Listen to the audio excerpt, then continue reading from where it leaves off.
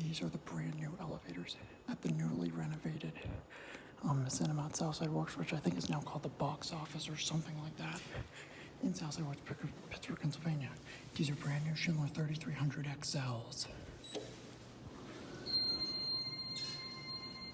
We get the right car. Expecting regular 30 but it's nice little XL. That's only 3 foot. I thought it was going to be 4. 3. Here you go. Sorry about the crunching. There's a construction paper floor. Are these 200 feet a minute?